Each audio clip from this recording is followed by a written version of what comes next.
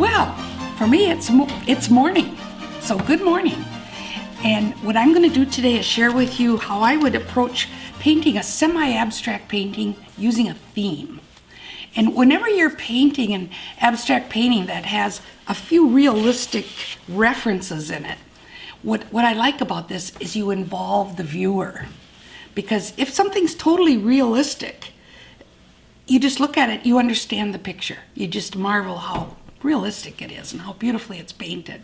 But when it has a certain essence to it that suggests, in this case, an African theme or different themes, the viewer gets involved. And that's what I'm excited about, is the idea of engaging the person who's looking at your picture and maybe even having a conversation, whatever. I just love it. And I've been very lucky. I've been to South Africa on 4 occasions. But on 3 of those occasions, I did a painting while I was there using the napkins, and I picked up some stencils. And it's been really an exciting event to do. So that's what I'm going to share today. I'm actually going to paint an African theme painting.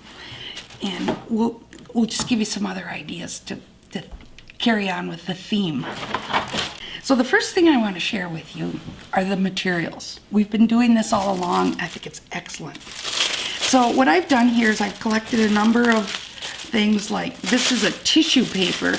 Now I don't usually like to work with tissue paper when I'm doing watercolor, because you can't glue this later. So there is a little trick involved with using this, and I'll share that right off the bat. We will have to glue this down first.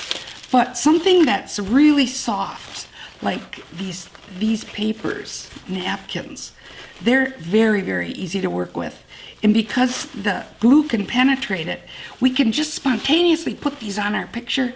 Don't have to worry about gluing them down. But you do have to worry about cleaning up the back. So you can see now, this was an easy one. It's just one backing. But a lot of times these have more than one backing. And lots of times these are very difficult to get separated. So I've got a little trick here. Here's the little trick. You just take a little bit of tape, rip it into 2 pieces, and you put a little piece on the back, a little piece on the front, and give it a tug, and look at this. Immediately separated. This is so fantastic. I learned that little trick from Kathy George. She's one of my guest artists. So now when you take this backing off, you have to look again. It almost looks like there might be another backing on here. If there is, we've got to get it off. I don't know, so I'm going to give it a try. And this is the only way, is to use the tape method. Oh, look at that. Look at that. Now this is a good napkin. When they have that extra backing, that's a good napkin. This napkin was expensive, no doubt. So now, with a lot of effort, we're going to have to try to get this separated. And look at what's happening. Oh man, this couldn't be better. You can see what we have here. We have a lovely ghost. And I don't mind if I rip the napkin, because I'm going to rip it up anyway. So once we get this separated, look at this beautiful ghost. Oh my gosh. So I'm going to save this. This is going to become part of my picture. So that will set aside. And meanwhile, now I have 2 papers prepared. And this one has got a lovely ghost too. In fact, I was saving this to show you the ghost, but I didn't have to. And then you can see I've just got a ton of other lovely images. Here's some more of the crinkly kind of paper that I have to do a special gluing job on. But the rest of these are all very absorbent. And I also like to work with Onru. This is a very lightweight 10-gram paper from Thailand. Thai White Onru it's called. And here is another lovely, lovely paper that I probably will use just a little bit of this, but it's a very highly fibered paper. And what I like about it is it will give me some additional stringy kind of textures, and it absorbs the paint and really gives some beautiful effects to the painting. So these are the selection of papers that I plan to use. Okay, we're going to be using a product that I absolutely love. You've heard about it before. And it's this wonderful acid-free Yes paste. And when you get it, it literally is a paste. So I did want you to see this. A lot of times people send it back because they see me working with this thin paste, and then they open this up and it's a paste. So this is what it looks like. And the way that I deal with it is I simply take a little water, pour it on, and I let it sit for literally days. And that will slake down. And within no time, you're going to have like this, a very, very thick. And for my purposes today, this is actually too thick. So again, I just have the water handy, and I add more water and get it to the point where it will penetrate the paper. See, if the glue is too thick, it doesn't penetrate these papers very well. It has to be lean enough to go through the paper and bond it to the Arches watercolor paper underneath. So the glue is really important. I think it's worth taking this extra time to share that. And this is about perfect now. You can see when I give it a good whirl, you can see how it runs off my brush. Maybe you can't, but it does. It's perfect. So that the glue is ready. The next thing I have here to share with you are stencils. And these are great. I actually purchased these while I was in South Africa. And you can see they represent some of the animals, some of the early figures, the big five. They're just kind of fun. All of these. I may not use all of them, but it was just so exciting to find these. And these stencils work well when your surface is wet. So you'll see me put these down, the surface will be wet, and then I'll take 100 grit sandpaper. It's got to have a little bite to it. And using either these store-bought watercolor pencils that have the wood, these are beautiful. And this is real watercolor in here that's been, developed into that hard subject that we can color sand. I love it. And then I made a beautiful investment quite a few years ago, and I bought, these are called woodless pencils. And these gorgeous pencils have no wood. And so when I use these, it's all watercolor, and you'll be seeing me use these too. Another material I love to use is a medical gauze. I buy this in huge boxes.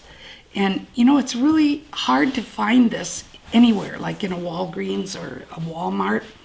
So the best thing is to contact my online store. And what I do is I simply cut this into a very small piece. And then this piece has to be opened up. And believe me, it's not always easy. Hopefully I can do it without too much. Oh, look at that. Wow, I look like a pro. So with this opened full length, what I'm going to do is I'm going to use this to produce some interesting linear shapes. And a lot of people try to do this with other materials, but I'm telling you, this is the best. This is all cotton, and within minutes you can pull it into absolutely beautiful linear shapes. One of my most essential tools, and absolutely necessary for today's lesson, is a sprayer. And this is a fine mister, one that has a very narrow inside. So when you spray, you're getting just this fine mist. Another product we may or may not be using, I'm pretty sure we will though, is a Mr. Clean Magic Eraser. And what I do is I just cut these into little pieces because they do deteriorate very quickly. So just having a little collection of these around is perfect.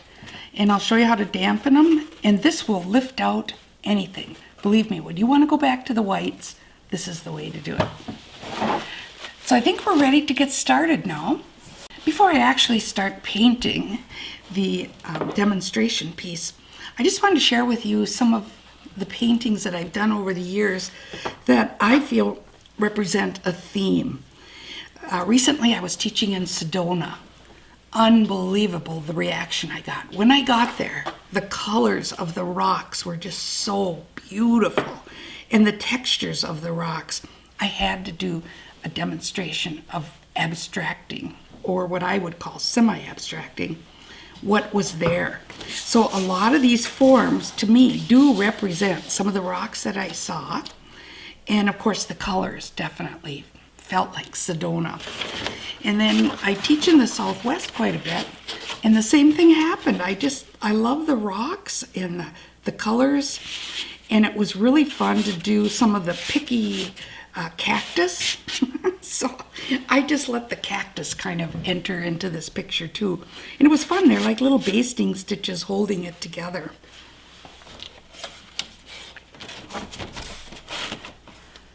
Another subject that has been really part of my painting experience, probably for the last 20 years, is going to the caves in southwestern France. Absolutely incredible. You walk into a 35,000-year-old cave, and here are drawings on the wall done by artists many, many years ago in those dark, wet caves. You just can't imagine it. It's a great feeling to experience it. So I've been very lucky. I've been in and out of a whole bunch of caves down in that area. And then one of the things we do together is we just sort of do our impressions of the caves. It's been fabulous. And this one here was done, I did it on paper. You can see I just painted it as a half sheet when I was there. When I got home, I stretched it, put the finish on it using the wax, and dropped it in a frame. And I think they look great. Another experience I had when I was in the Southwest was we got to see some of the early buildings. They're so incredible. I mean, look at it. It's already a beautiful abstract. And we got to see some of the petroglyphs that were in the hills. Oh my gosh, it was a fabulous experience. So again, I used this as a basis for a themed painting, kind of expressing some of the shapes of the buildings, the petroglyphs, and just having some fun with the crayons. I probably will dig out my watercolor crayons before this is done and do a little bit of linear expression using that medium. Another fabulous experience I had was traveling from Santiago, Chile, all the way up to San Francisco. So between Peru and all of those South American countries and Mexico, we got to see so many different cultures. The mochi culture in Peru, and I won't go on and on.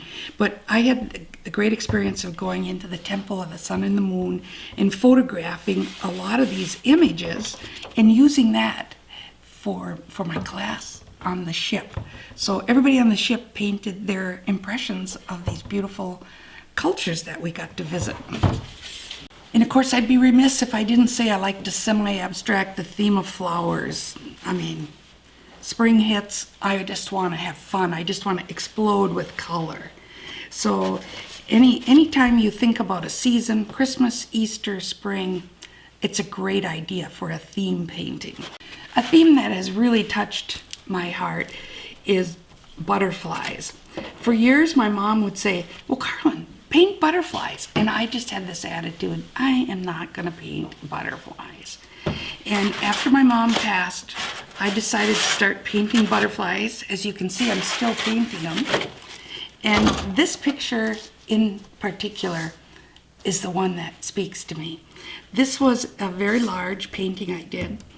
And to me, this represents butterflies, and this represents my mom, my beautiful mom. And so I just had this picture. This is actually a print of it. I just had this picture framed up, put in a show, and it's going to go into my home. But when I painted this, I remember the day I painted this. It was actually a healing experience. to be painting butterflies and to think about my mom.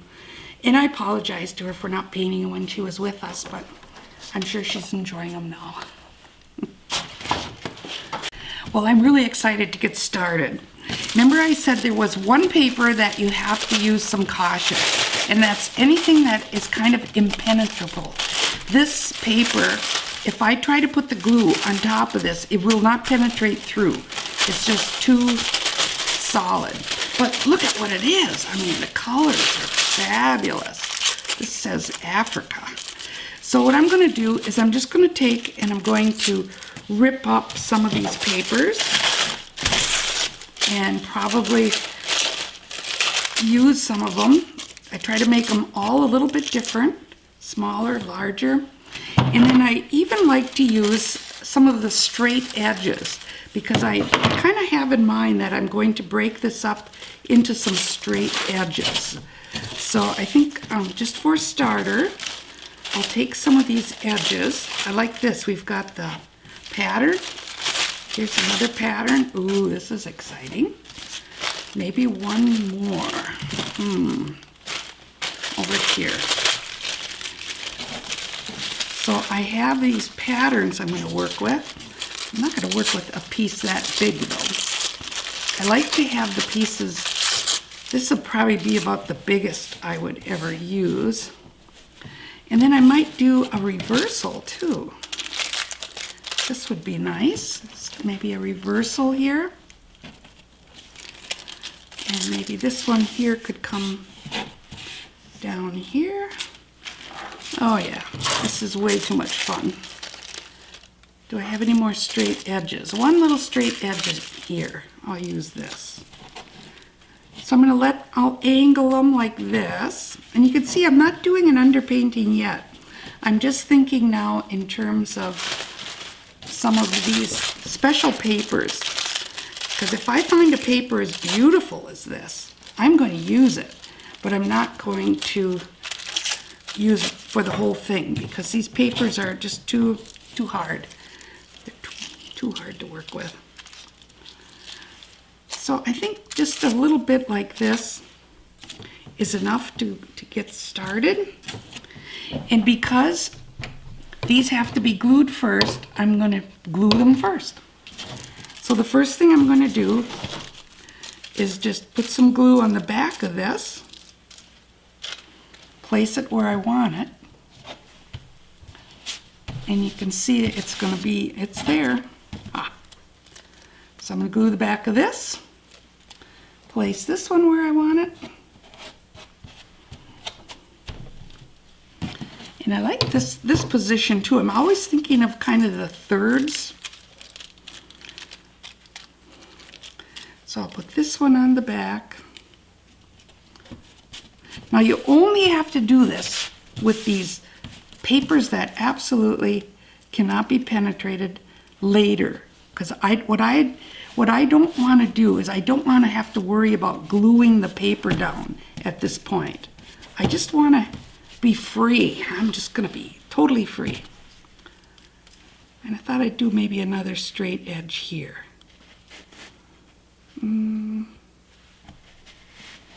Well, this will work. And these can just be kind of random pieces here and there.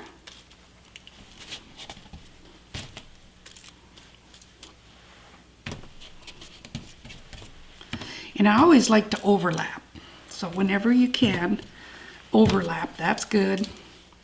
So putting some of these next to, oops, wrong side.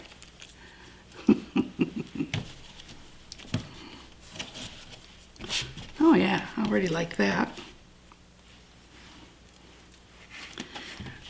So I'm pretty careful about not putting these pieces just all over the place. You'll notice they're kind of grouped, overlapped. I think I'll give just a little bit more. I like what's happening with that, the fun, the legs. It's kind of fun. Oops, over here.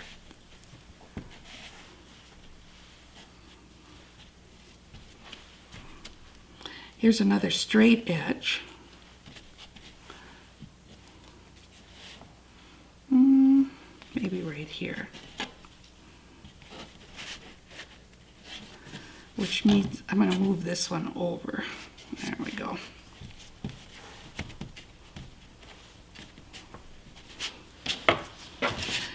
Well, now I hope that makes sense to you. That was fun. And remember the beautiful patterns that I got when I took this off and I had the ghost? I'm actually going to use some of that too. Rip that up and put it in. And I just want you to see how beautiful that is. So I'll just put a few down here all by themselves. This is the ghost image.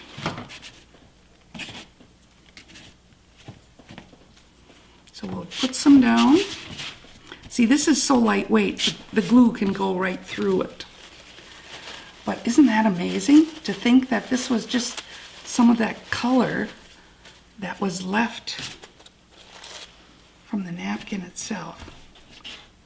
Oh, I even like it when that happens. I'm easy. So I'm going to have some of these papers touching the edge of the paper too. So let's do that. Oh, well, that was a surprise. Let's try again. I really want you to see how pretty these are. I especially like them on some of the edges they make a beautiful transitional piece, moving your eye from the subject into the edge. So there you go. Now we're ready to wet the paper, put down some color, and continue. Okay, now I'm going to start by wetting this. Now, it would have been probably a good idea to allow this to dry, but I'm not concerned about it. I want to keep going. So I'm just going to flip this over, and I'm going to wet the back. And I'm using my hockey brush because it gives me a lot of water. Oh, look at how nice. And then I also like the hockey brush because it's so soft. This is a 4-incher, and when I wet this, I'm able to go right over these papers and it doesn't disturb them, see? Because it's so soft. So that's kind of a nice advantage. So I'm going to go ahead and wet right over these papers. And it's kind of fun because I feel like I've already started the process. I'm already getting excited about the colors and the whole thing. Oh boy. So now using my 1.5-inch brush, I'm going to start applying some color and start thinking about what colors are appropriate for Africa. And that's pretty easy. There they are. It's time to get my paints all wet. So I usually take my little fine mister and activate my paint. It's the first thing I do every time I start painting. And what that does is just like fresh color, these colors just juice up, and that's what I want. Don't paint with your paints dry. They're not going to juice up. We need to have energy. We need to have excitement. And I want these colors ready to go. So now I can just take any colors I choose. I'm going to stick with kind of the earthier colors. This happens to be a little raw sienna. And I'm thinking about getting this color in and out here, touching off the page, coming in, coming down. There's a little gold added into it. So this is the raw sienna. And see, I see the color here, so I'm just going to kind of pull it right out.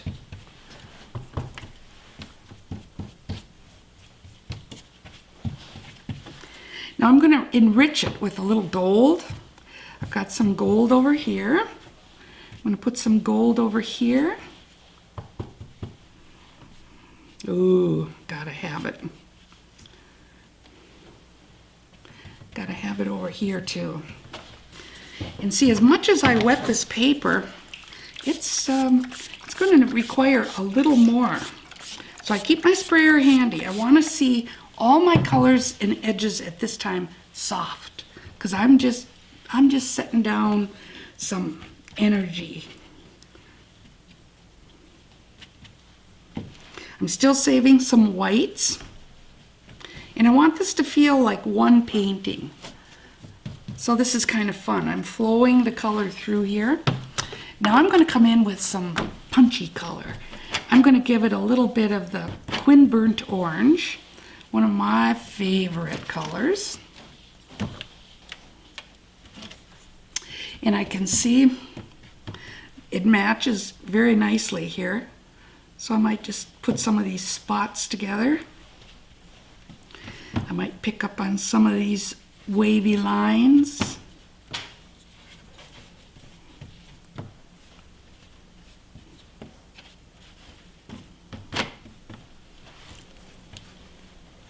And I think I want to have a few darks in here too. So I'm going to start building up some of the color.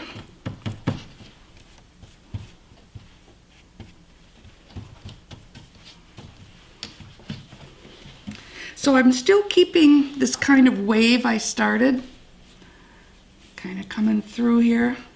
I think you can all see it. And now I'm going to get some more color. I don't want to get too much, but look at these beautiful colors here. This is an incredible napkin. So I'm going to take, and without gluing this down, see, this is the part I love. I'm going to start putting these down right into the color, into the lights, and I'm going to start picking up the colors and textures that we see here. The legs, don't you love it?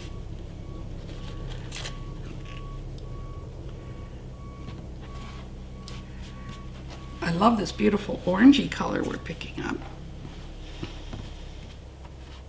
Oops, there's another almost line. See, if I want to, I could pick up another line here too. That would be fun. Maybe over here. See, that line is going down. Oh yeah, love it. And notice how all these pieces are a little different. They're not the same size.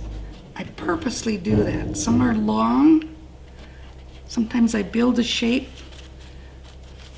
starting with a shape and continuing, connecting.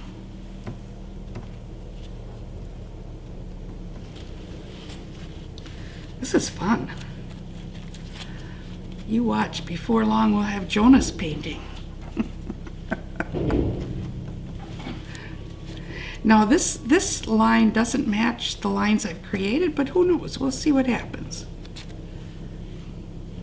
And I want to lead the viewer off the page.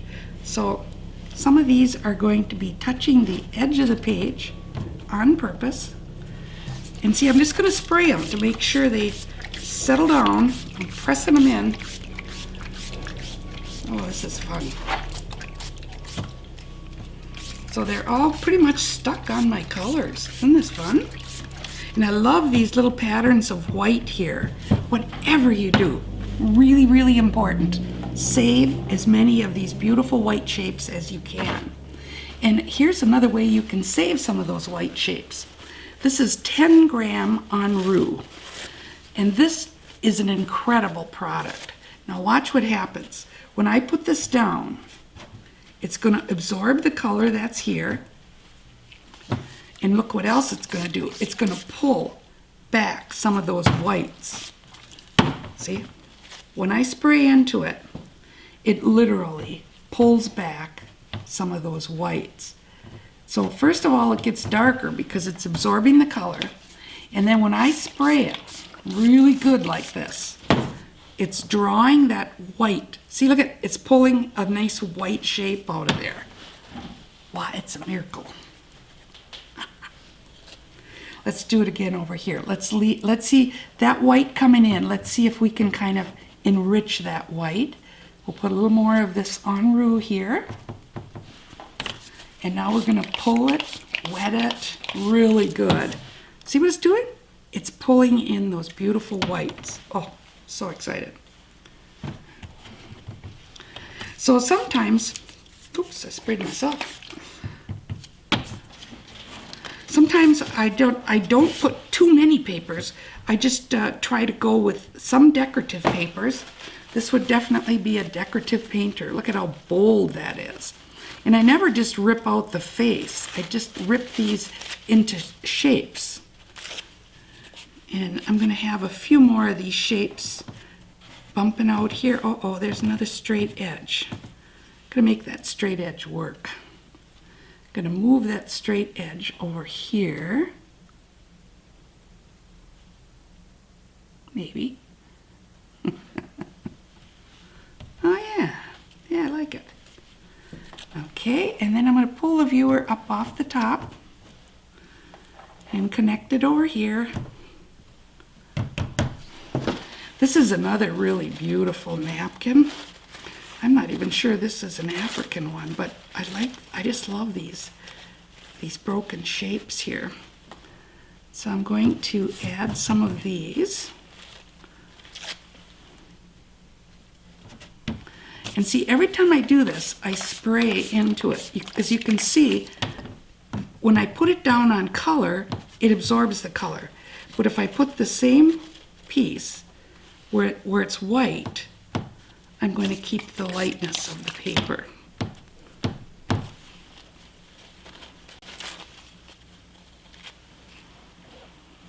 Well, let's see. I really like this paper. I'm going to keep it in the light area. And same over here. I'm going to put it into a fairly light area. See, I love those broken shapes. One of the things you have to think about is when you put, if you rip a shape, that's a very hard shape. Not good. You need to think about how can I break that up so it's really interesting. See, just pulling it apart like this, now that's an interesting shape. Can you all see that? Maybe I'll move in a little closer so you can see the difference. See how fun that is? I've literally pulled this shape apart. And I frequently do that. When I get to edges going around like this, I will literally take and pull these into a much more interesting edge as often as I can. Here's a hard edge I don't like, so let's pull that apart. Look at this one over here. That is a straight, hard edge. Oh dear. I think with just a little bit of playing, we can make this a lot more interesting.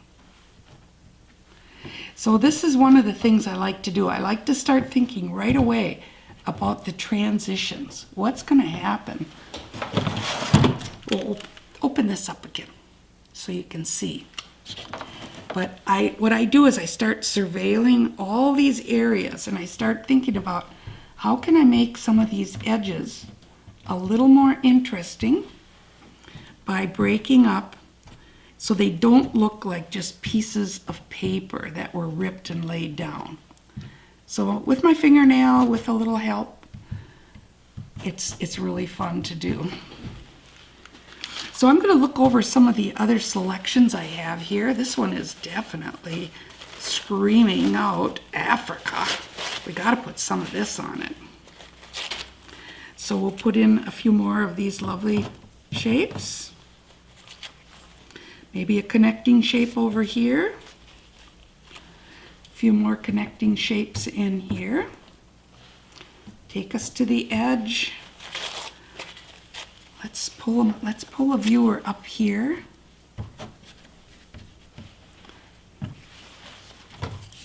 Now whenever I add papers, I press them in with my finger and I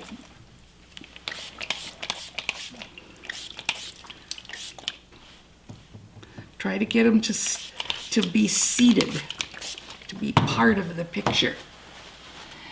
And so there's a couple of others that I'm really excited about. This was a lovely napkin, and you can see it's actually got the shape of Africa, and it's got writing. Writing is my favorite. So I'm going to try to get this Afrique, and I'm either going to put it in a 1/3 in one of the what we call sweet spots. See, it could go right here, or down here, maybe here, over here. Actually, I kind of like it right about in here. So see, that is going to give us a little identity. And then, of course, I just really am enjoying this beautiful map. So let's put a little more of the map in some prominent areas.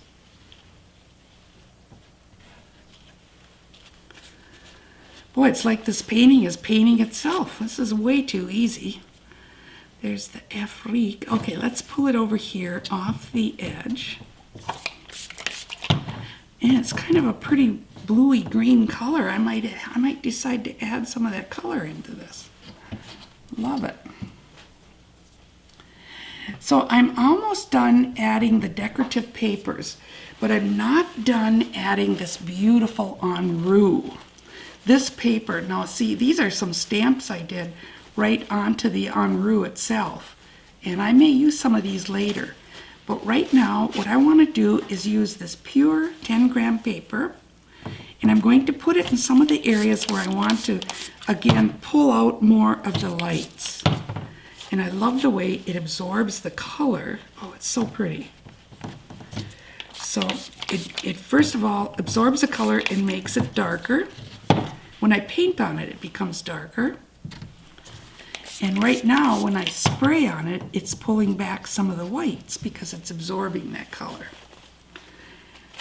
So a few more of these, and we're going to be ready to add more color and wrap this up. Wow. See, what we're going to do is we're going to do an underpainting, and then when this dries, we're going to come back and finish it.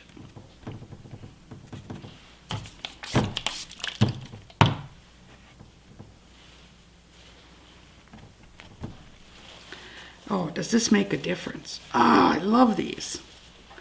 So I don't have any in here. I need to add some in here.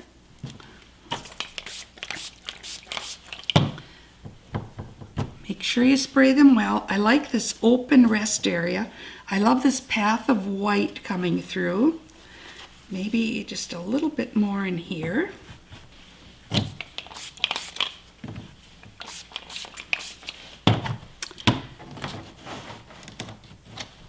I have one more little trick. Remember this beautiful paper? This is the Ogura, the very heavy paper, highly textured. Oh gosh, I love this paper. And this paper will give me some really interesting, what I call transitional areas. See, when I put paint this down, look at that. Again, I'm going to move in close. Oops. I'm going to move in close so you can see what's happening here. And over here, I'm going to put some of this in here. See, this is, again, these fibers help kind of pull the picture together. So when you want to create interest from here to here, you put this down, and look at what it does. It absorbs the color, and it gives you a very interesting line. So down here again, down here, we're going to put it in and make it something that will pull your eye out into this rest area. And see, as soon as I spray it and it absorbs the color, oh, look at that. Beautiful, beautiful. So right now I'm going to evaluate where I need this fantastic paper. And it's mostly going to be out in the transitional areas. You're noticing how I pull this apart? I mean, I just pull it literally into something that's just going to grab your eye, and it's going to have little broken shapes, again, it's absorbing and giving us back some of the whites. I just know, you guys, you might lose a white or two here with too much color. This grabs it back. Isn't that beautiful? I'll just pull off another little hunk. And I would like a piece that would pull our eye up to the top. Sometimes I'll put it on just a little bit heavier. Here's a piece. You can see it's a bigger piece. But generally speaking, I don't put very large pieces. They're just pieces that help pull your eye out and create some interesting textures. Maybe I'll do one more here.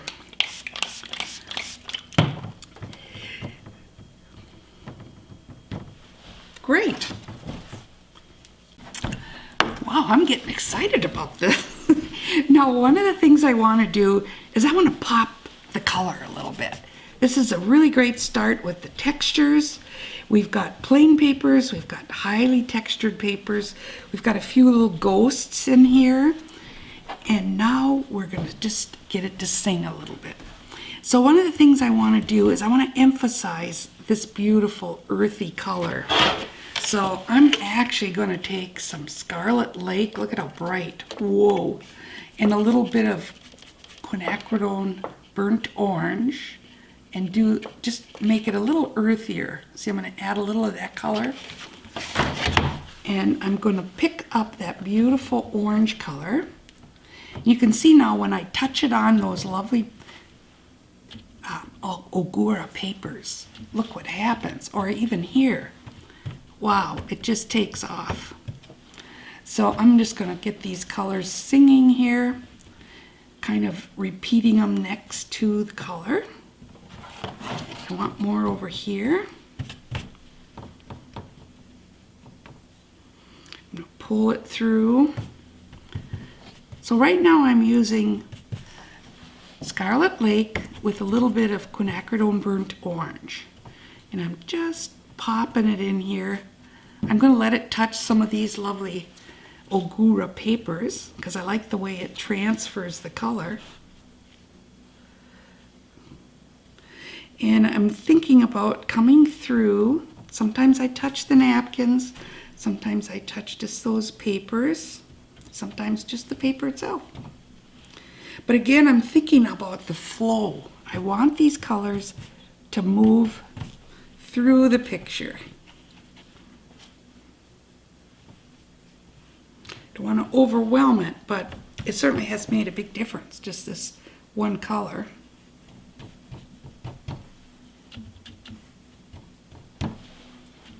And then I kind of like this beautiful little yellowy green turquoisey color. I think if I take some of the Quin Gold, which was one of my initial colors, I have it on right now. See if I put a little bit of pure Quin Gold on here.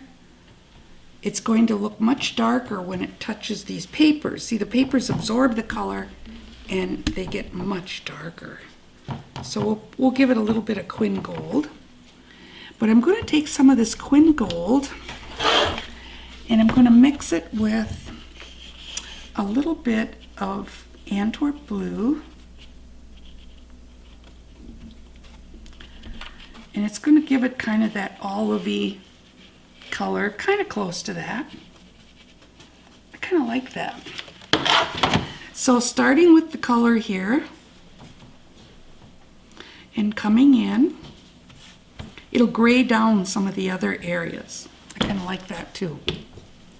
So Quin Gold, Antwerp Blue, and I'm coming in. If I want it to be that greeny color, I have to put it on the white. So I'm going to start by putting that color on the white.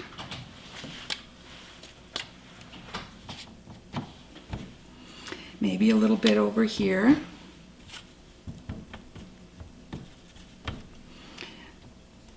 And as soon as I've got the whites covered, I'm going to put a little bit of it into the orangey parts too, because I like what it's doing. See what it's doing? It's graying it down a bit. That's kind of nice. now I'm ready to think about a little bit of dark. Time to get brave. So brave, I'm going to stand up for this. So now I'm going to use a mixture of my quinacridone burnt orange and French ultramarine blue. This is a beautiful dark. And the nice thing about this dark is you can lift it. So see, this is just like a darker brown, but I can go all the way to black with this, especially if I wet the colors and really juice them up. So let's try it again. Quin burnt orange and French ultramarine blue. The more French ultramarine blue we use, the blacker it gets. So somewhere between a nice warm dark and a nice cool dark, we're all set to add a few darks in here. Now you'll notice I've done all the painting with my 1.5 inch brush. So I'm now going to switch to my, it's like a 3/4 brush. My 1 inch brush is in the glue, so I'm going to use this. And this is nice. It's a nice little flat. So it'll give me everything from a narrow line to a wide line. And then with these two mixtures, I'm going to go from a warm dark to a cool dark. Don't want to get too carried away with this, but I do want to give just some initial darks. Yes. So I want to repeat some of the darks that are up here. Connect them a little bit. And it's easy to connect. See, as soon as you paint on those papers, they absorb the color. Oh, this is way too easy, you guys. So I'm using the cool dark right now. And I'm connecting it. When I see it here, I'm connecting it. Connecting.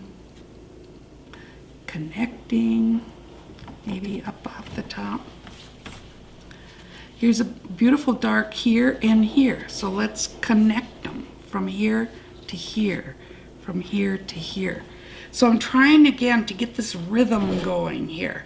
Connect. Oh yeah. Come on in. This dark needs to be connected over here. Let's pull.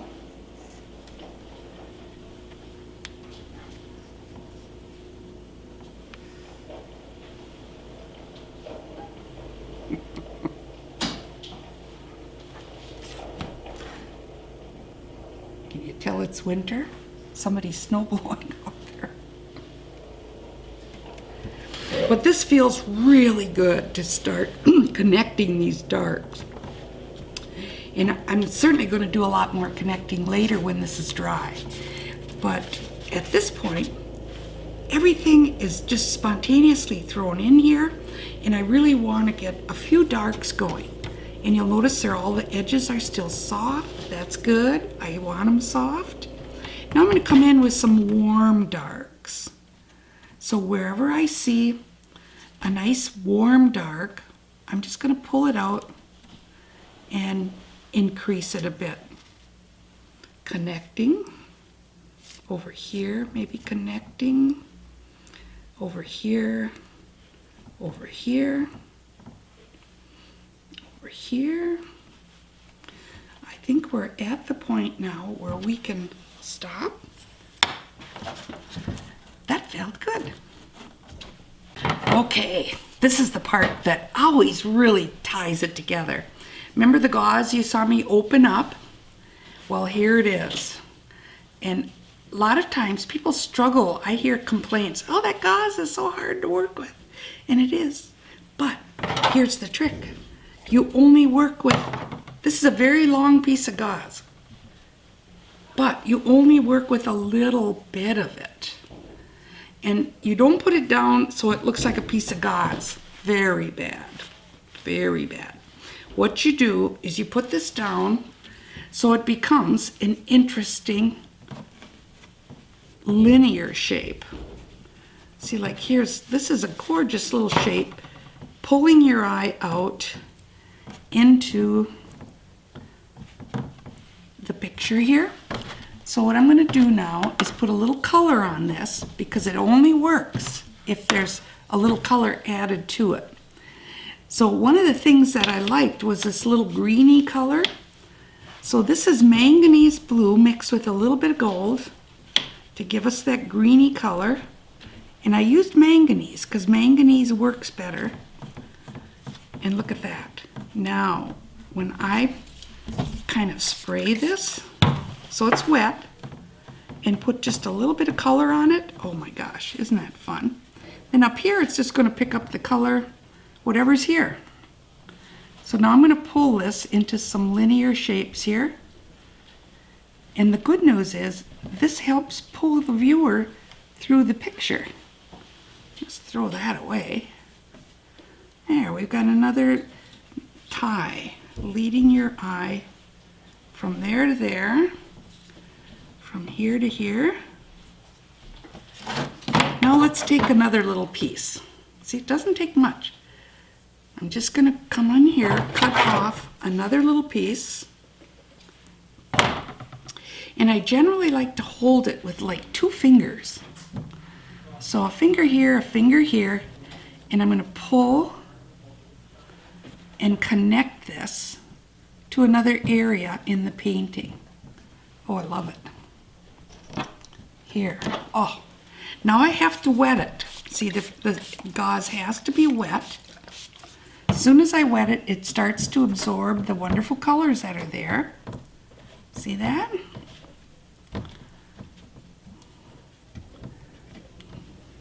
Look at that. So now I'm going to help it along. Those are kind of the Quin burnt orange colors. So those are the colors I'm going to use. I usually use the same colors that are there. So we're going to go right into those darks. And see, there's a little French ultramarine in that.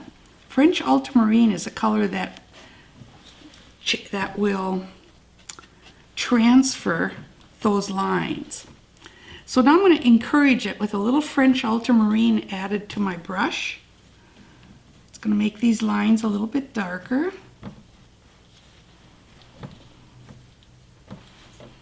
Right over here,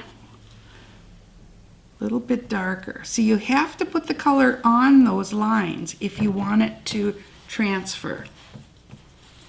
Over here, I'm going to do the same. I want this a little bit darker. A little bit darker. But here I like the green. See, if it's in a green area, I do green. If it's here, I do red. I could even pick up some of the Scarlet Lake here too. It's so pretty. So you just paint that color right on the gauze, and you'll just see it absorb the color. Oh my gosh, it's so beautiful. Now, I like the movement here coming up off the top. Again, we're going to grab this small piece of gauze. I'm going to open it up, so I'm just down to 1 layer, and I'm going to cut off a very small piece.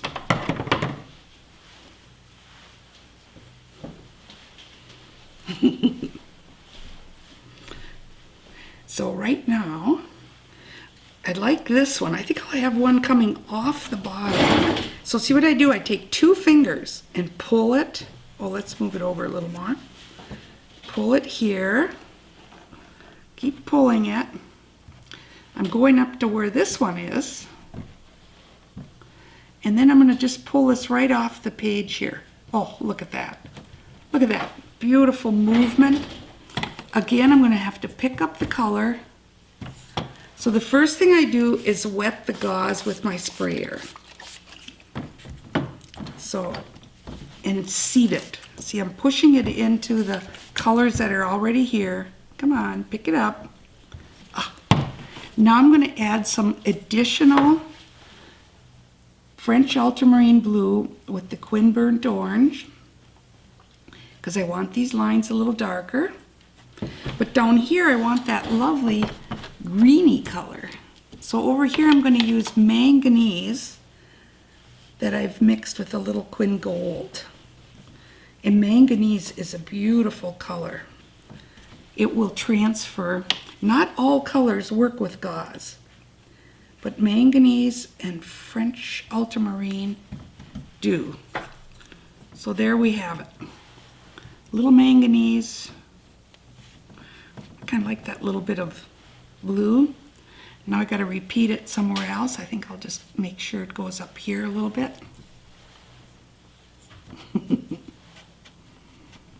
Yeah, see, little surprises like that. We like that. So now we have some lovely linear shapes. I almost feel I like one more little linear shape right in there. So now this time it's going to be a very small piece. Look at that, hardly anything. One little piece. So I'm going to start here, hold it with 2 fingers, and I'm going to pull it over here. See, that's how easily this is done. You hold it and pull it and connect it. Remember, spray it. And then you have to press it down, and you have to get to make the lines speak. They have to have more color added to them. Oh, see that little bit just pulling us up here? Very nice. So now that will show you where the gauze goes. Okay, this is way too much fun. I can't believe it. I really like this little hint of blue-green. Very nice. And I love the lights. And so far, I'm feeling the movement in the connection here. Ooh. So remember now, this is just an underpainting. I still have the stencils to do. And then I have to glue everything down and then do some final darks. So we're moving into finish. And these are focal areas. Anything in the 1/3, 1/3, 1/3, that is stuff. I'm not going to start sticking things out here in these open rest areas, and I don't want you to do that either. So now I'm going to start selecting a few of these, and see what happens is it has to be wet. So a little spray, put this here, and then I'm going to select colors that go with this picture. Oh, this is so much fun. I have to show off. Look what I've got. This was $119 from Amazon Prime. And it's Cretacolor. It's an excellent quality. And I actually took a minute and put most of the greens and the cooler colors here and the warmer colors here. So you can see I'm mostly going to select from the warmer colors. I like this. It's got a little purpley cast, but that's okay. And I want to pop it up a little bit with some of these oranges. And ooh, this looks nice. This one right here. So these colors and 100 grit sandpaper, I'm ready to go. So right now I'm looking at this figure in here, and all I have to do, this is really cheating, I just put this down and put a little bit of this color down.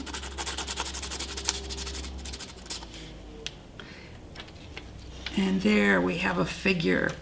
Now the important part is that has to be really wet.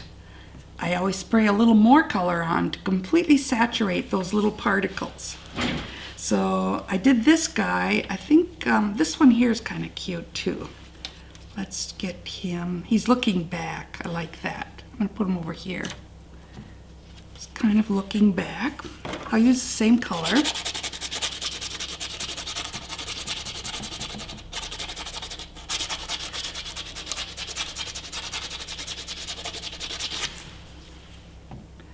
Now the surface was wet, so I didn't re-wet it. And now I'm going to remove this carefully. Oh, there he is, a little bit lost. But then we're going to give him an additional spray. Now the one I'm really excited about is this gorgeous pattern here. I absolutely adore this. So on this one, I'm going to select some areas. quite prominent. In fact, I'm thinking about an area right in here. And see, if I line it up with this, it's also going to line up here. I kind of like that idea. So it's going to create a light and a dark. And what I do is when I'm working with, I try to match the colors up. So see, this basically in here is pretty orangey. Now remember, my painting is wet, so you didn't see me re-wet it. I'm going to emphasize it up here too. Now as we move down, I'm going to go a little darker and use this as kind of a connection here. The higher I use this, see how the particles fall in a broader scope. And then down here, I just want it to be softer. So I'm going to go into these lighter colors and just dust a little bit. See, I'm going to create another line here, but it's okay. And I'm going to repeat this color up here. And I do want to go just a hair darker. I'm going to get really brave. Where it's darker here, I'm going to go just a little bit darker. Where it's darker here, I'm going to go just a little bit darker. See if I can't connect this a bit. Well, let's see what surprises are waiting. Ooh, not bad. Look at, see, I got all kinds of lines. Oh my goodness. But this is the critical part. You have to spray. You have to. Very important. And so now I'm going to pick up a little bit this way. Now if I don't want this white edge again, what I can do is just protect that. I think I'll protect it just to show you. So all I have to do is put some paper here. Remember, now my surface is wet. So at this point, I'm just simply going to take, there.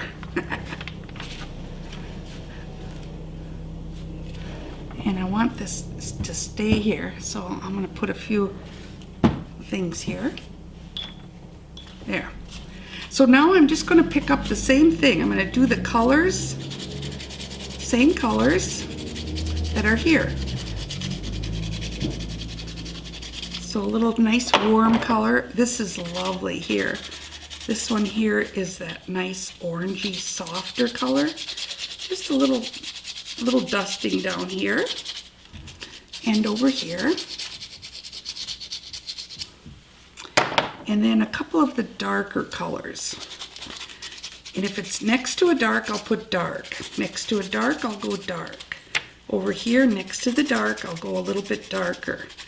So I'm very fussy about the coloring. I try to keep it the same colors where we are. So now let's see how it worked out.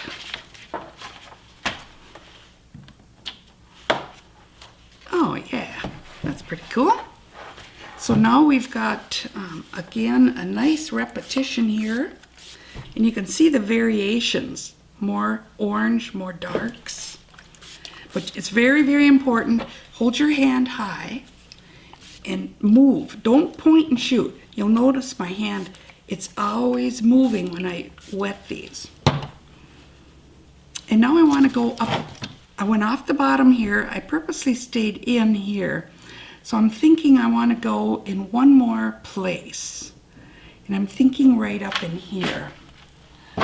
So again, always be sure the area is wet. So I'll give it a little spray. And I think what I'll do is again pick up on this shape here. But this time I'm going to protect it.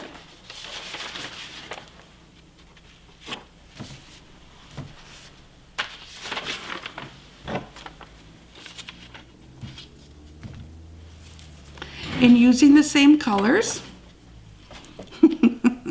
Here it is. I keep losing my sandpaper. I should wear it around my neck. So right over here now, I want to pick up that nice orangey color. A little bit over here.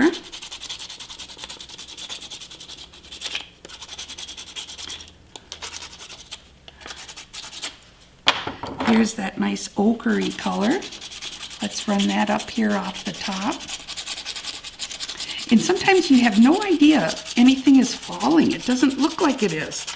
But believe me, there's more happening there than you think. Now I'm going to go into my dark.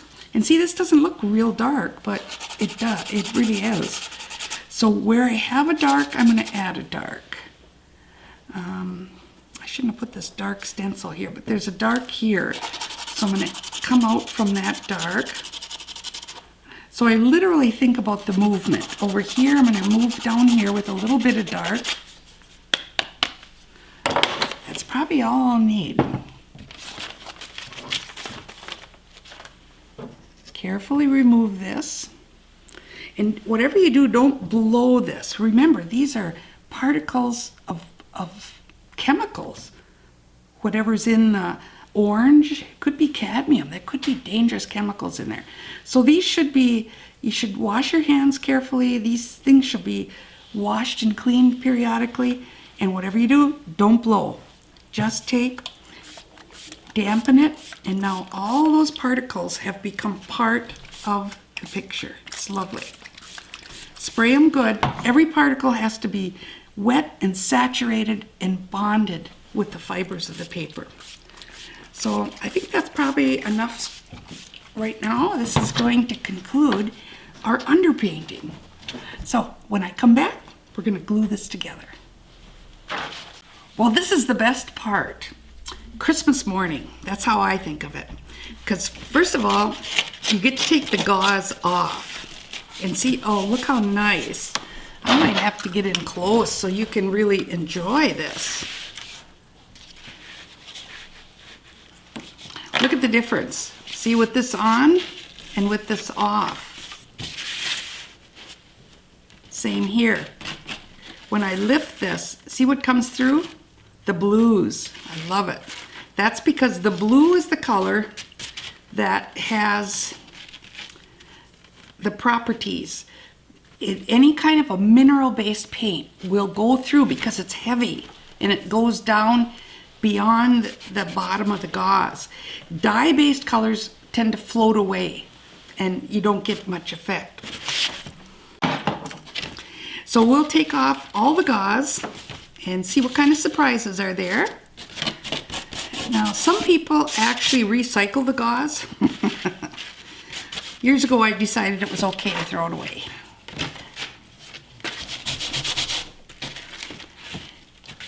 And this, now, the gauze is the only thing I'm going to take off and throw away. Everything else is going to get glued down. And see, because I took the time to press this into the wet surface as I was doing it, I really have a pretty stable, look at that, I can just rub my hands over it. And I forced this dry with a hair dryer and it didn't even blow all over. But normally if you're going to do this with a hair dryer, I recommend that you take a board, put it over the top, and dry your piece from the back. So now we're ready to do the gluing. And the gluing involves thin down yes paste. And I showed you this earlier. We do want it to be quite thin. But at the same time, we don't want to put it on so thick that it becomes sticky. I've had people say to me, my picture is sticky all the time. And I know exactly why. First of all, they've got their yes paste too thick. And secondly, they put it on too thick. So here's what I recommend. Because I'm right-handed, I'm going to start in this upper left-hand corner. And notice how I wipe this off before I start gluing this down. I put the brush in, wipe off a little bit. And see, that gives me just enough glue to penetrate through. I don't have to worry about these shiny papers because you saw me glue them down earlier. But I do need to penetrate through these beautiful soft napkins Now this is peeled up just a bit, so I'm gonna get in there and fix it up. So check everything as you're moving along. And the part I love, I think you'll notice this just with the color change, as soon as this glue penetrates through the papers, you see the color come alive. It looks like it did when it was wet. You can actually see, here's another little edge that needs a little gluing. Sometimes people will pull this off, look at it, and re-glue it. They might like what's underneath better. But I'm not going to give myself a chance. I'm just going to glue it all down. And look at how I can go right over that little guy and he doesn't get disturbed. That's because I properly sprayed this and wet it. So when I was doing the color sanding, I made sure the surface was wet before I started, and then I gave it a little spray afterwards. So the rest of this is pretty ordinary. We're just going to fast forward and we'll get back to helping you.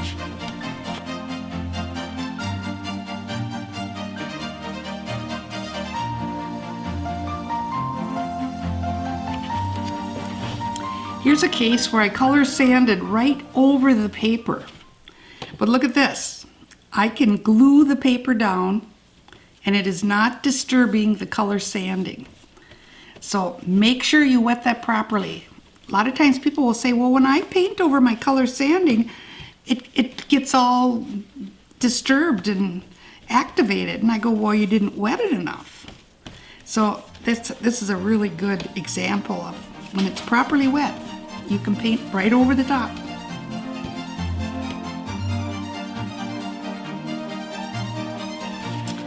Well, there you have it.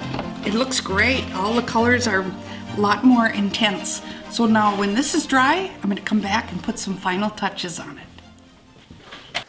Well, this has been a fun day.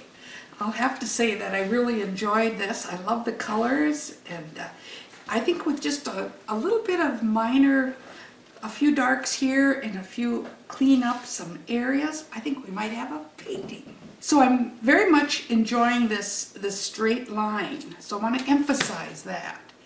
And this is kind of a miracle that this lines up as well as it does, considering I was just throwing it on there. So I'm going to draw this line in. And it's not perfect here, but it'll have to do. And I may extend it just slightly here. And then I was noticing over here, I'm not sure I like this corner that I put in, but the good news is, with Mr. Clean Magic Eraser, poof, we can get rid of that. So I think what I'll do is emphasize this line here. It's kind of straight right in the middle. I don't want to divide the paper in two, but I wouldn't mind just using this to clean up a little bit. So I'm going to draw a line there. See, and I'm always careful about parallel lines. We're not going to do too much with that. But I like converging lines much better. And here's another one. And I definitely want to emphasize this one. So I'm going to draw this line beyond and beyond. Oh, good. Oh yeah, I'm going to like that.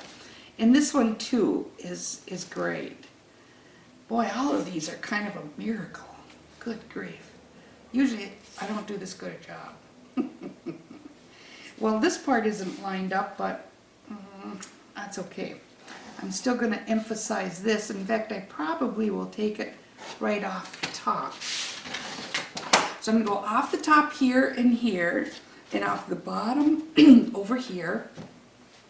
And then meanwhile, I'm going to start tying together a number of the darks. And I'm also going to pop in some more bright color. That's exciting. I think I might start with some of the darks.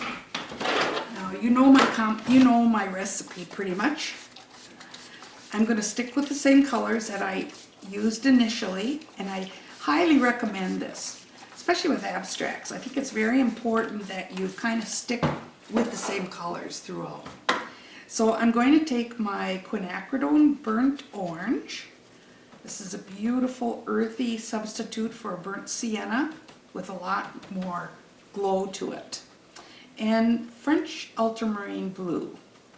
And see, the French ultramarine blue, this combination gives me a black that I can lift. A liftable black. That's amazing. So you can see with lots of blue, I go all the way to black. And with a fair amount of this Quin burnt orange, I go into a nice rich brown. So this is going to be probably as dark as I'm going to go. And then if you'll recall, I used some of these bright colors like Scarlet Lake. And I used Quin Gold. So I think I'm just going to pretty much stay with those colors. Let's see what happens.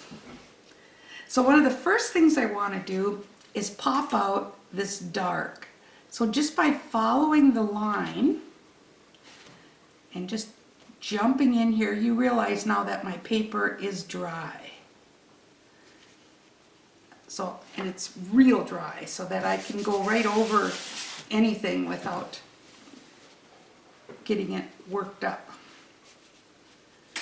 So see, that already feels great, just popping that in a little darker.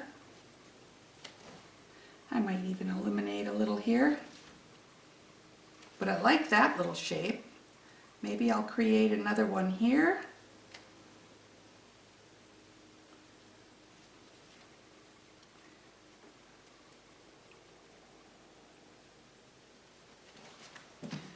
So I don't want to just make a line. This is the big problem people have whenever they're following a line. They just make a line. But see, look at, I made a shape. That's important. Now over here is another shape that I think could use just a little bit enhancing. I think I'll cover that and bring this over and maybe connect it right all the way over here and up here. See, there's a lovely dark up here. And then I like to lose the edges on the other side. Now I want to emphasize a reversal. And I do want to pull the viewer all the way up here. So look what I'm going to do. I'm going to pull this dark shape up here. Pull it out. Oh yeah, I like that.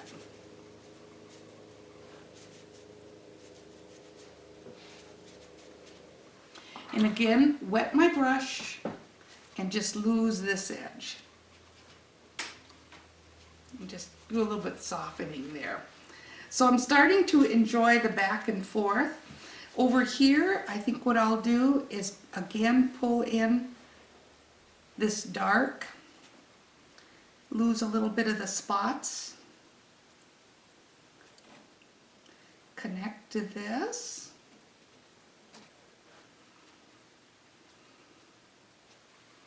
And just pull a little bit of that, maybe all the way over here. Go into the warmer color here. Again, wet my brush, shake it out, and then just come in here and lose these edges. So now you can see how I've emphasized the darks and I'm reversing it on one side and the other. So let's do the same thing over here. And I think it'll be a little easier if we come in a little closer.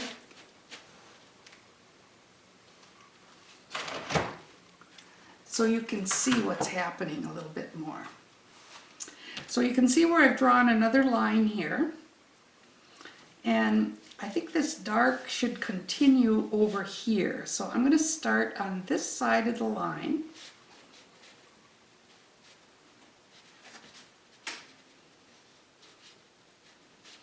Pull it in,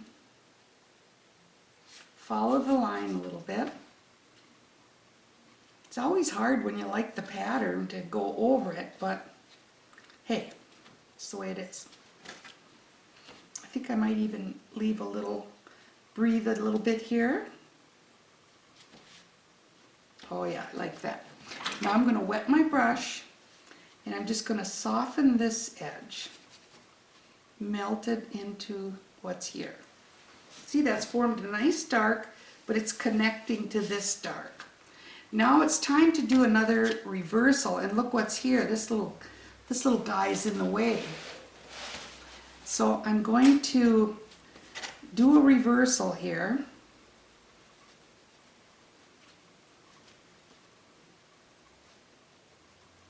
But I'm going to warm the color up to match what's here. So I'm going to come in with this Quin Burnt Orange, and I put a little bit of that bright color in it.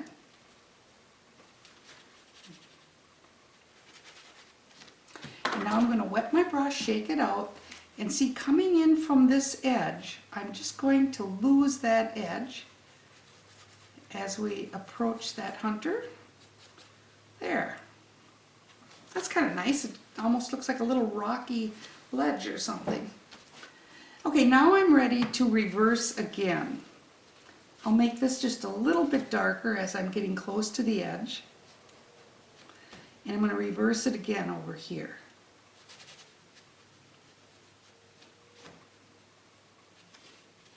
And I always like to change the color. Now here's a case where I'm going into a whitish area. I'm going into a whitish area, but I'm getting close to that blue. So I think I'm going to mix the blue and the gold. Oops. The blue, my manganese blue with a little bit of gold. Let me try that again. A little blue and a little gold, and we're going to kind of get that nice grayish green that we were working on earlier. So there's a little bit of the grayish green mixing in.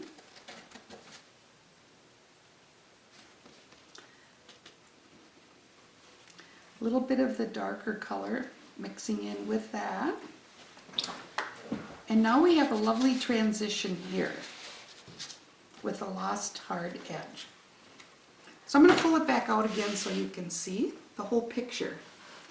And now you can see how it's starting to form darks going this way, drop down, a dark going this way. And now I'm going to pull people up here. So again, I'm going to just use my same combination, Quin Burnt Orange, French Ultramarine Blue, and I'm going to come over here and do another dark that will take us off the top and move us across to the other side. Ooh, this is feeling good. Some texture in there.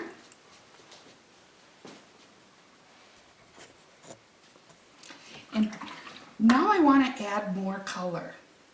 So I'm going to come in here and put in some of this screaming, beautiful Scarlet Lake, just to pop it up a bit.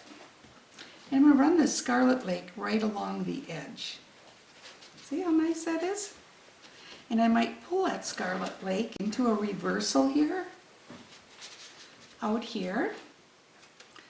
And I think I'll pull it down here and across. So anytime I want to, I can increase the intensity of the color, increase the darkness, the value. This is pretty fun. So I've got red up here, kind of this orangey red down here. I think I'm going to pop a little bit more intensity over here now.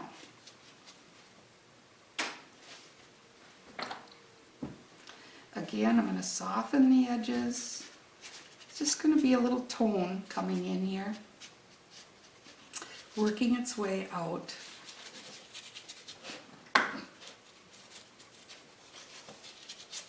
Over here. So now we've got the orange here, the orange coming down here. And see, this edge isn't perfect. I'm going to have to, oops, that edge is wet. I can't do it. Now looking at our last line here, the dark is inside here, so I'm going to go outside here. I'm going to connect this. And I'm actually going to lose a little bit of this pattern to increase the darkness here.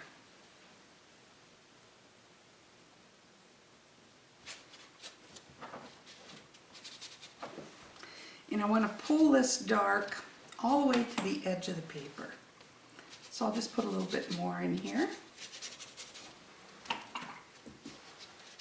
Lose the edge. So isn't that cool how you can just control the darks, the intensity? In fact, I'm enjoying this intensity so much, I think I'm going to even push it more. A little bit more of that orange here and there. And maybe a little bit more over here.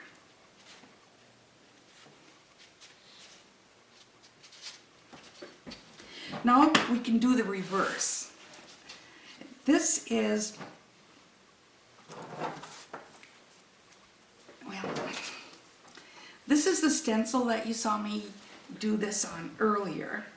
So what I can do now is I can use this plastic edge. I can also just use a sheet of acrylic, but this is handy. And what I'm going to do is take a Mr. Clean Magic Eraser, some nice clean water, and I'm going to dip this in and squeeze it really good. And then I'm going to squeeze it really good again. And then you can't see this, but I'm going under the table and wiping it on my pants. So right now I have the perfect moisture content. It will grab what's here, but it will not make it, you know, lose edges or anything. So remember how I said I didn't care for this? I'm just going to clean this right up. Mr. Clean Magic Eraser. Isn't that cool? So this is now going to have a nice clean edge here. And then over here, I'm going to clean it up too because I don't like that edge going in. So again, we'll just clean that a bit. Now all along here, if I want to, I can very easily just line this up, take Mr. Clean, and just pop this whiter. Actually lift away the color. See how nice that is? It's whiter. It's much more intense. Same here. This is kind of dull, but it's in a focal area, so if I want to, I can just simply go from the edge of the paper into here. I can even remove this because this is one of the advantages of using Yes Paste. You can always, even when these are glued down and dry like this is, you can actually lift them right off. So if I want to get more of a light space passing through here, I can do it. See how nice that is? And if you're working with lights, of course, you have to keep it really clean. See, I like this white shape coming down, and I think I'm going to pop it a little bit over here too. I'm going to take, starting from this edge and coming this way, I'm going to lift away a little bit brighter light. Mr. Clean is amazing.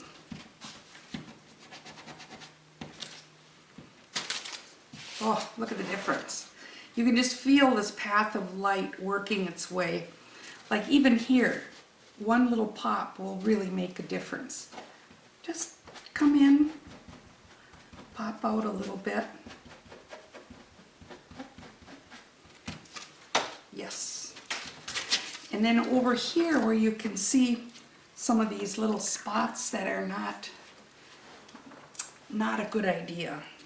This was me being careless. With Mr. Clean, look at that, I can clean those right up. Oops, I can add more too with my dirty fingers. But lifting with Mr. Clean is really exciting. The other thing I can do is I can actually lift out a pattern with this.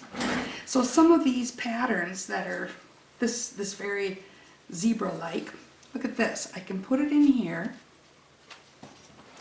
And again, I'm going to move in closer.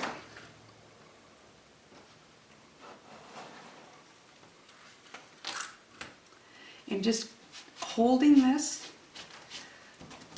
This will be kind of subtle, but that's what I want because this is a transitional area here. So just lifting this back to the lights.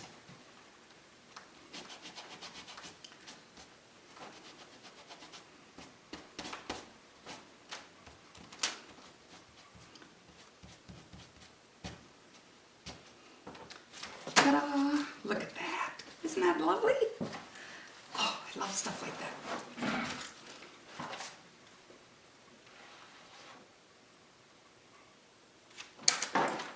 So we have one little spot up there. We really need to repeat that. So I'm thinking maybe down here somewhere. Maybe this will be how I can kind of clean this edge up a bit. So I'm going to line this up. I'm going to come in here and lift away this pattern. Kind of carry it down to the bottom of the page here. And I always start with the edge.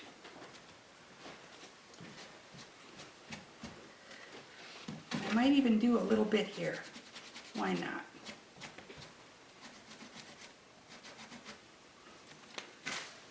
Oh, isn't that fun? Now when this dries, I'm going to clean that edge up and go a little bit darker. So now I've got quite a bit of that zebra stuff going on in here. Here a little bit, over here. Maybe one more. I like to do things in threes. So I'm just going to line this up right here. Come in and lift a little of that white into the picture.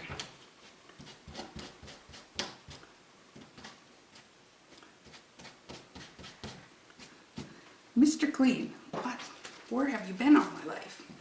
So I love it, and I think this is probably as far as I need to go to show you how to do some finishing. So just to put it in a nutshell, it's really exciting to pop some of the brighter colors, intensify them just a little bit more. And of course the darks, always do it. I mean, anytime you can increase the values all the way to a value 9. So we're going from a 9 to a 1. That's the best you can do. And then to think about the movement. See, I like it coming up, stopping, going to the inside, and then going outside, coming over here, stopping, and then going up here. So this feels right to me. And I also like the transitions. Whenever I do anything abstract or semi-abstract, not only is it the movement and the values and the intensity of the color, it's the transitions. So all these ripped pieces of paper, I like the way we've got color sanding, we've got some soft marks that were made by the gauze, we've got ripped pieces of paper, we've got some collage papers, and of course just softer colors. So all of that, all of this, the sanding, and in this case now even the lifting, see what a nice transition that makes. So I hope you'll take that all in consideration, and I hope it goes well for you. Thank you.